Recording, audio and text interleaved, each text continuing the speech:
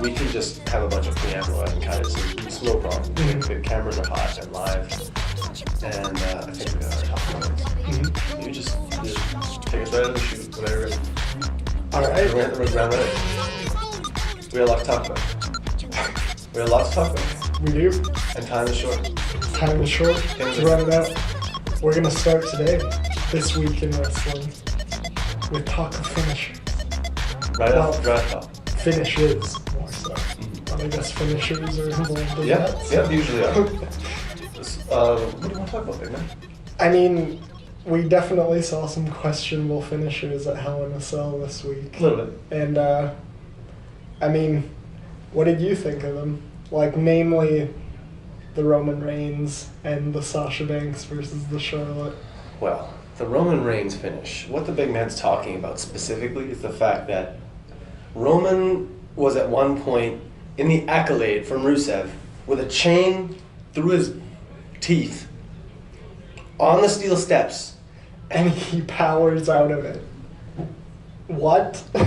That type of Samoan strength baffled even me. Mm-hmm. Goes and gets the win pretty much immediately after that. If it was me personally, that should have been the finish right there. Yeah, it should have.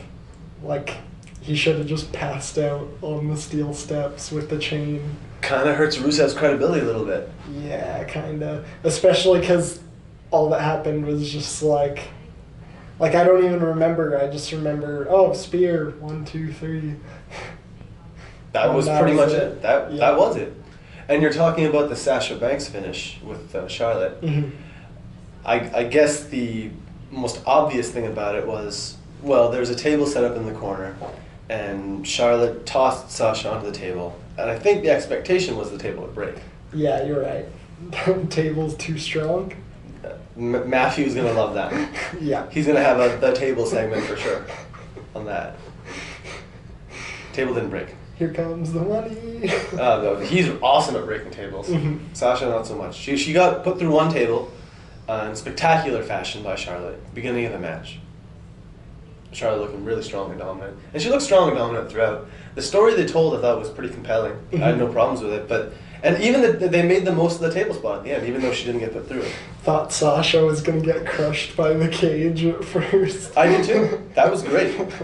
Thank you for reminding me about that little nuance. There was a lot of little nuances. I thought it was great the way they set up the chair in the middle of the cell. Oh, yeah. And they worked towards hitting each other with it. Mm-hmm. They didn't just immediately start whacking each other. Oh, God. That just reminded me of when Kevin Owens powerbombed Seth Rollins through the 2 chairs. Although, I guess Seth Rollins did powerbomb him through 2 tables over That the match top was a rope. big, sloppy, wet kiss to Ring of Honor. Yep. All the Ring of Honor fun that you would expect. You got your powerbomb through the chairs, you got the tables, we got the super kick, both fall down spot. Oh, yeah, I forgot about that sequence. That was straight out of Ring of Honor. Be that as it may, did those 2 guys steal the show? Was that the match of the night? In my opinion, it was. I can't disagree. It was a show that was stolen by the Universal Champ and the man Seth Rollins. Screwed out of the Universal title by the nefarious Chris Jericho. Once again infiltrating the cell, thanks to that fire extinguisher. Mm-hmm. In the face of the referee, the cell door opens up, here comes Jericho, shenanigans. Locking himself in the cell. Struggling with the lock a little bit. Yep, But he just got a it. little bit. You got it. Kind of like struggling with the pumpkin on Raw. But we'll get to that. Altogether, Hell in a Cell, pretty good pay-per-view. In comparison to the previous SmackDown pay-per-view, No Mercy, right? Yeah, I'd say it was a lot better than No Mercy. A lot better? Yeah, I would say. Well, Maybe but a lot I mean, that's kind of also unfair because like No Mercy was just a regular old pay-per-view, but this is Hell in a Cell. Hell in a Cell was like a 3.5 out of 5, and No Mercy was like a 3? In my opinion. Yeah, I'd agree with that. Both shows pretty good. Mm-hmm. I think the fans are promised quite the spectacle of Survivor Series, though, honestly. Yeah, that's going to be a hell of a ride. Let me put this on the table first and foremost. Goldberg can't just stop with one match. That's not fair for us. No. You put all this time and effort into it, please don't ruin him the way we got the ruined Sting push. It's awful. For the love of God, don't put him in a match with Seth Rollins. No. Don't do it. No. Yeah. For the love of God. I'm surprised Kevin hasn't been hurt by Seth. That big knee. I'm just kidding. I love Seth. Not gonna go Bret Hart on it. No. Continuing to talk about finishes. What was off the top of your head, what's the worst finish of 2016? The worst finish? Oh man, that's a tough one. There's quite a few. Yeah. What a year. Oh, my personal favorite? Mm-hmm. Probably I believe it was Dolph Ziggler who no-sold the head to the turnbuckle in the match with Miz. Oh yeah. Because that normally kills people. When he did it to Bray Wyatt earlier in the year, Bray just went straight in the ground and that was that. Mm-hmm. And I don't know, consistency. But aside from that, there was a lot of other crummy finishes.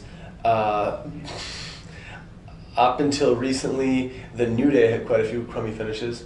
But honestly, the one they did at Hell in a Cell with Gallows and Anderson was pretty good, in my opinion. Yeah, it was. It was divisive. A lot of people didn't like it, but I personally thought it was borderline, but okay. The fact that New Day had to cheat a little bit, but I think we as the audience are kind of expected to just go with it because it's New Day and they're funny guys. I kind of like babyface DX. You're right. Yeah, that is a good comparison.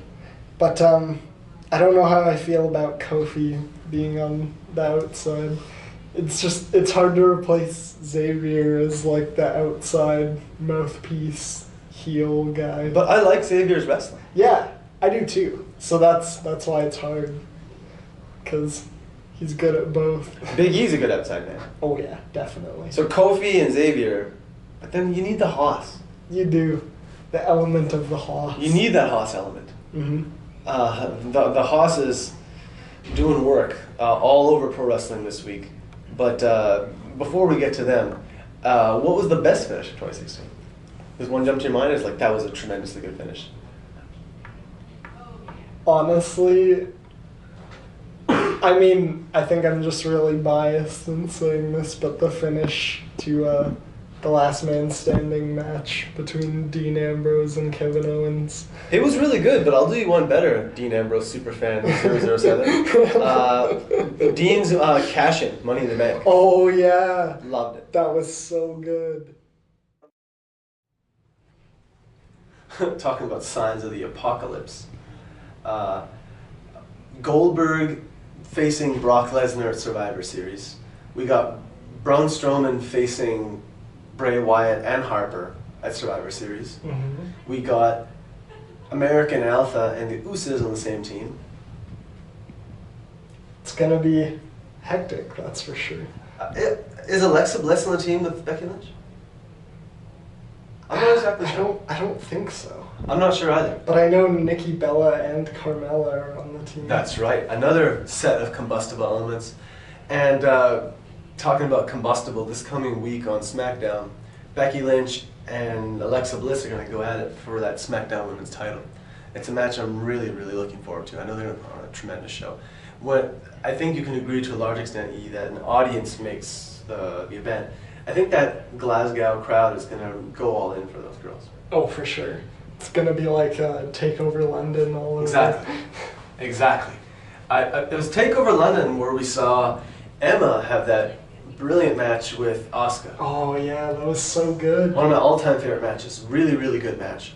That shows me that Emma can compete at that level. And like we talked about earlier today, I think from the Raw point of view, now that Sasha and Pasta and Panda has been tacos has been vanquished enough times by Charlotte.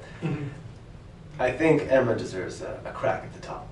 She should work a short program with somebody, come over strong, and use that momentum to hot shot into a title feud, and probably lose honestly to Charlotte the first time. Yeah. But then come back and get the blow-up match, and then maybe go over WrestleMania. I don't know. That'd be nice. That's don't do that. That's bad. Don't actually do that. Maybe have her go over at I don't know, Elimination Chamber. If they ever bring that back. Thinking of possible times for her to go over just made me reminded of how sad I was that Samoa Joe went over in a house show, so I didn't get to see him win the championship. I know. So sad. We got to lose it though. Yeah. Pretty much. Do you think Nakamura is an unsafe worker? I don't think so. No? But I mean, I don't know, I haven't really seen him a whole lot. He got Joe in the chin pretty good with that Kinshasa. Oh, did he? Yeah, he dislocated his jaw, and he also busted up Austin Aries' eye socket. Oh, shit. Real bad. And people say, why are people like Nakamura made to wrestle in NXT when they're pros? I'm not disputing the fact that Nakamura's a pro, it's just that not everybody out there is prepared to wrestle strong style all the time. Yeah. And know how to deal with it. Mm-hmm. So maybe that time in NXT, the time he's putting in right now, will probably pay dividends in the long run. Hopefully. I'm very confident. Because at this point, tell me yes or no, is Nakamura going to be at WrestleMania? I think so. I think it's going to happen by then. But the thing is, who's going to take the belt off of him and, like, hold it for a substantial period of time? They'll need to get Bobby Roode over big. Oh, yeah, you're right. That or maybe Andrade. He's got it in him. He's definitely good enough wrestler. No, I mean, he definitely is, but it's just from how we've recently seen him booked. It doesn't seem very likely. The heel turn is a step in the right direction. Yeah, At the very definitely. least. But before that, we saw him lose, mostly. For the most part. Put on good matches, though. Talking about steps in the right direction, as we've talked about, Spirit Squad on SmackDown is not a step in the right direction. Nope. That's time that could be better spent on people like Rizongo, like you mentioned. Mm-hmm. Where are they? We haven't seen them in weeks, honestly. They could be working a feud with Ascension. They could be, but nope. Putting on Meltzer specials. Yep. Just constantly. Every week. 5 stars, 5 stars. They can't handle it. Speaking of SmackDown, though, the Intercontinental title will be on the line at Survivor Series. Open challenge? Mm-hmm. Open challenge to Raw. First of all, I wonder who it's going to be challenging them for it. What's your first reaction? Will it be the Kevin Owens? Oh no, wait, he's already in the... I wonder who it could be, honestly. Oh, Neville. that'd be so good. Neville, the Red Arrow. If anyone deserves it, it's Neville. Mm-hmm. And Neville and Ziggler would have an amazing match. Yeah, they would. Even Sami Zayn could be good too. That's it. It's not going to be Neville. It's going to be Sami. Is it? I have a feeling. I think you're right. I think you hit the nail on the head. Yeah. You heard it here. Sami Zayn is going to face Dolph Ziggler at Survivor Series for that IC Championship. I think, because I mean, it seems to me with the reveal of this new Cruiserweight show and, you know, the fact that the Intercontinental title is going to be on the line, I think they are going to move it to Raw, so I think Dolph's going to drop it just because, I mean, I could see that being good for SmackDown because then they could focus more on, like, singles women tag division. I mean... With a shorter show, that's not a bad idea. Yeah, I think it could work out. And then Raw still has, you know, that time to fill because they can't just have squash matches to fill the time every week. I have to admit, though, it's really cool that SmackDown and Raw each have 2 unique titles. Yeah, you're right. It is really cool. But might not be practical. No. I mean, I will be sad that it'll go. We're already just... It's money, the check is cash, Dolph Ziggler doing a job. Yeah, fuck the... Oh, shit. It'll make Dolph look pretty bad, though. What? Just, like, dropping the title. Yeah, it definitely will. There's some speculation online at this point that Samoa Joe might be a surprise challenger. Oh. bring the Intercontinental title to NXT. Wow.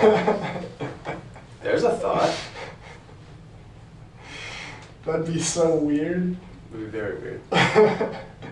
And then Dash and Dawson get moved up to NXT to SmackDown with the NXT tag titles, and we have 2 different tag titles being competed for. And then eventually, just all the NXT all the NXT titles go to Raw and SmackDown. And the NXT just gets absolved. That's it. There's no more development. You're just going right into the frying pan. Yeah, just gonna get scooped up Yeah. by Mama and Papa. God damn it, pal! I love it. You're gonna draw money or else you're fired. At this point in the program, I think we've drawn just about enough money for 1 week. I think. Yeah. I think here comes the money.